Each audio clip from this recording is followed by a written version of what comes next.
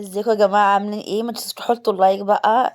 النهاردة اليوم بتاعنا يوم بإذن الله يعجبكم، صباح كده، صباح نشاط، صباح كل حاجة حلوة.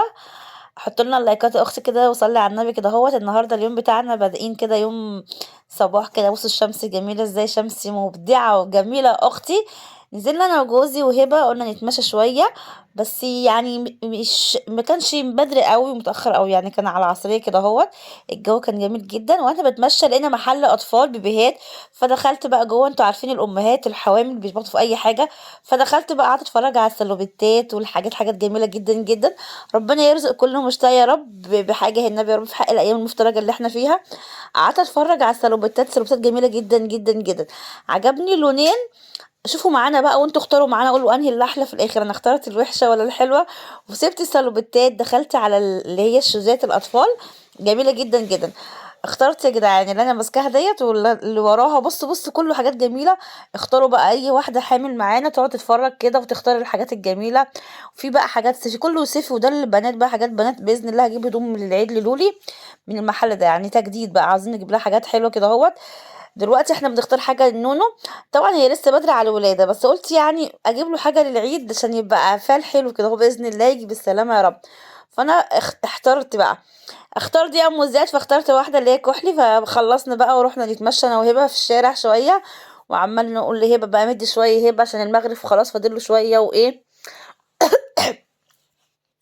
معلش يا جماعه بقى جالنا كحه. مشينا انا وهي في الشارع، بص الشارع زحمه ازاي. رمضان في مصر حاجه تانية نهائي يا اختي انت وهي. حط لنا اللايك كده اهوت، لايك جميل منك حلو كده اهوت، تسلم ايدك يا اختي. مشينا شويه، بصوا محلات الهدوم بتاعه العيد نزلت، بس لسه الهدوم مش قد كده، يعني في حاجات حلوه جدا وفي حاجات مش يعني ما تشدش. دلوقتي رايحين فين؟ حذروا فزروا. اللي يعرف يحط لنا لايك. رحنا بقى واحنا بنتمشى قلنا نعدي على الدكتوره. طالعين بقى انا وهبه واحده واحده واحده يا اختي. ركبنا الاسانسير، انا بخاف من الاسانسير يا اختي، اول ما بركب بحس ان قلبي بيقف. طلعنا للدكتوره، الدكتوره بقى عماله تقول لي ازيك يا ام زياد، وهي كان عندها عمليات. وعقبالكم كده تقوموا بالسلامه كلكم الحوامل، واللي مش معاه ربنا يكرمه يا رب. قعدت بقى تقول لي بتشتكي من ايه، قلت لها عندي صداع شويه، ظهري بيوجعني جدا. مش بعرف اكل، برجع كتير كده. فضلت تكتب لي شويه حاجات بقى كده اهوت، وتطمن عليا وتطمن على البيبي وكده كلام. يعني لسه بقى اصبروا بقى، شوفوا معانا بقى ايه اللي هيحصل واحده واحده في الفيديو كده اهوت. وانت بتتفرجي يا اختي ارزعي لنا لايك جميل منك كده كده حلو كده اهو زيك.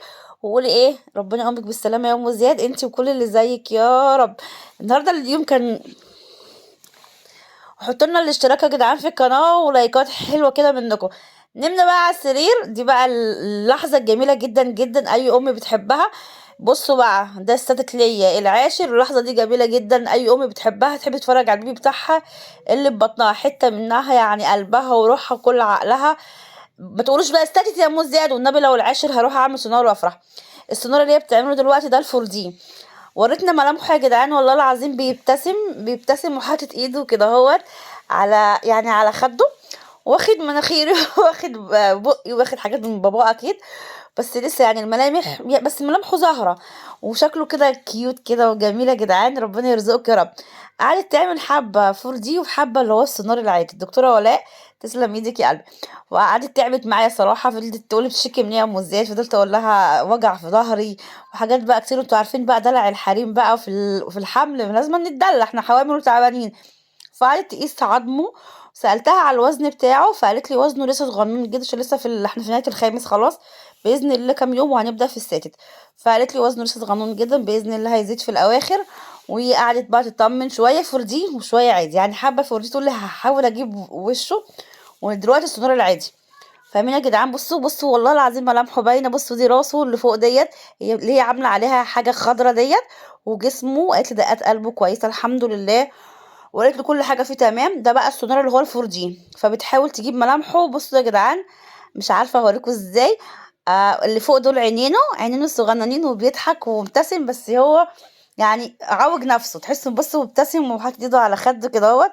سبحان الله، ربنا يرزق كل مشتاق يا رب. بجد اللحظه دي بتبقى لحظه جميله جدا لكل ام يا رب. ربنا يا رب يكتبها لكم يا رب، اللي هم مش معاهم بيبيهات، وربنا يديها لهم يا رب ويحسوا اللحظه ديت. تبقى لحظه جميله جدا جدا. هيقولوا تستاتت يا ام زياد. طب هنعمل ايه يا اختي، هنزعل يعني؟ والله العظيم فرحانه جدا. كل شويه اقول له الدكتوره ايده هي رجله هي، وعماله ابتسم وفرحانه جدا. حاسه ان دقت قلبي جوايا كده، وهبه واقفه بقى بتقول لكم حطوا اللايك لماما. هبه اللي معايا النهارده هي وجوزي فقط لا غير. بقيت البيت سايباهم في البيت، بقيت العيال سايباهم في البيت لايك يا اختي عشان الدوشه بقى، وانتوا عارفين العيادات لازم نروح واحنا رايقين. بتقول لي دوت وشه ودي يعني قاعده بقى توصف لي، انا بحاول يعني اشوف في حاجه على قد ما اقدر، فاهمين؟ فقعدت معايا الصراحه، الدكتوره تعبت معايا جدا. فضلت فتره قاعده معايا لان انا بقالي بتاع شهر ما روحتلهاش، دي الاستشاره بتاعتي وبقالي فتره ما روحتلهاش. فانا عاوزه يا جدعان اخد بقى كل حاجه عشان تنفعني وكده. فقعدت تقول لي ايه رايك يا ام زاد في البيبي، بصي دوت، بصي ايه ملامحه، ايه زغنطه دي ازاي، وايده ازاي، ورجله ازاي. وقعدت واحده واحده تعمل كده اهو كل حاجه. بصوا عندها كمان شاشه من الجناب وشاشه من الناحيه التانية. ادعوا لنا يا جماعه نقوم بالسلامه، كل ما الفتره بتقرب يعني فتره الولاده بتقرب، يعني انا خلاص ايام بسيطه ونبدا في السادس. فالواحد قلبه بينقبض. دلوقتي بقى خلصت السونار بتاعي، فقعدنا بقت على قيس لك الضغط. قلت لها اوكي يا دكتوره، قولوا لنا ايه رايكم في الفستان بتاعي الجديد، حلو عليا الازرقات اللي لايقه عليا ولا لا؟ لسه جايباه عشان بطني كبرت فحبيت اجيب حاجه واسعه شويه. قاست لي الضغط بتاعي، قعدت تيكي تيكي تيكي وقالت لي بتاخدي الفيتامينات ولا؟ قلت لها باخد الكالسيوم والحديد وعلاج بتقول لي هتكتب لي حقن تحت الجلد، والله ما عارفه ليه. فقلت لها اوكي يا دكتوره مفيش مشكله. فقاست الضغط بتاعي وبنقعد نحكي بقى. لازم لما تروحي عند الدكتوره بتاعتك سواء راجل او ست تقعدي تتكلمي معاه يعني تشكي له اللي جواكي، اللي انت تعبانه من ايه وكل حاجه، ما تطلعيش وانت مضحوكه عليكي، لازم يعني تفهماني كده اهوت. الحمد لله الضغط تمام، اول مره اروح عندها تقول لي الضغط تمام. فقعدت تاني معاها وفضلت اسالها بقى على الولاده بتعملوا فيها ايه وقت الولاده، وعاوزه بالتابلوك وكلام كده اهوت. وخلصنا بقى الكشف بتاعنا الحمد لله عدى على خير، العياده كانت زحمه جدا النهارده. فطالعه بقى وبقول لكم تمام الحمد لله، وخدنا كمان صوره للبيبي. ونازلين بقى في الاسانسير، هما 3 ادوار بس مش قادرين ننزل يا جدعان على السلم بقى وكده اهو. فخلصنا، ما هي بتقول لكم حطوا اللايكات يا اختي انت وهي. ونزلنا خلاص بقى الاسانسير. قولوا لنا يا جدعان ايه رايكم في الفستان بتاعي بجد، يعني حلو ولا وحش؟ يعني ادوني رايكم. انا عجبني اللون ده، قلت كمان عشان يعني يريق على الحمل بقى وواسع عليا، عشان يكفيني لحد 9 شهور باذن الله. قوم بالسلامه يا رب انا وكل اللي زي يا رب. فنازله بقى بالراحه خايفه اتكعبل على وش اختي، لازم تنزلي واحده واحده وتدلعي كده وانت حامل، هو في حد زيك يا اختي؟ فبصوا يا جدعان بقى يومين كده وعيد ميلاد هبه جاي، فدخلنا محل اللي هو محل الهدايا. قلت لها تعالى اشوف لك حاجه. قعدنا نبص يعني شويه كده، هو شويه عرايس للنونات وشويه معرفش ايه، وقعدنا نبص ان هبه يعني بناخد فكره نجيب حبه لمين. ايه رايك يا هبه، ايه رايك معرفش ايه، خلاص عيد ميلادها المفروض يتعمل من حوالي 10 15 يوم بس كنت مأجلاه. فقعدنا ندور ايه هبه اللي عاجبك في الاخر. بصوا هي بقى ما تقول لي العروسه دي يا ماما، لانه ده اقول لها اجيب لك قلب من ده تقول لي لا يا ماما، اجيب لك معرفش ايه تقول لي لا يا ماما. بصوا يا جدعان بس حاجات جميله جدا جدا والله العظيم، انا نفسي بحب الحاجات الاطفال ديت وبحب العرايس الاطفال. بحس ان انا عيله في نفسي كده اهوت مش عارفه ليه. ففي الاخر قلت لها ايه يا هبه هتجيبي حاجه؟ قالت لي مش عارفه يا ماما. فقلت لها يا بنتي اختاري اجيب لك فانوس دوت ولا ولا البتاع اللي فوق ديت. قالت لي لا. فقلت لها يلا بينا يا هبه والله ما انا جايبه حاجه. وخدتها من ايدها وخرجنا، بس بنهزر يا جدعان مش بجد. فمشينا بقى في الشارع، دخلنا بقى نفطر. كان الاذان اذن علينا خلاص، يعني احنا الكلام دوت احنا نازلين قبل المغرب بساعه ولا بساعتين، خلاص الاذان اذن. فجبنا بقى رز اللي هو رز السمك دوت، الرز بتاع السمك وشوربه سفود واللي هو بالحاجات دي جدا. او تاني مره اكلها هي عجبتني الحمد لله، يعني ريحتها حلوه. يعني في الحاجه في العلم ما بحبش الحاجات دي قوي. فعصرنا بقى ليمون، الجوز اللي بيصورني دلوقتي، وبناكل يا جدعان. اتفضلوا معانا يعني اللقمه حلوه، يعني اتغدينا يا جدعان اللي بقوله ده. فطرنا بره لان الاذان اذن علينا، فقعدنا فطرنا.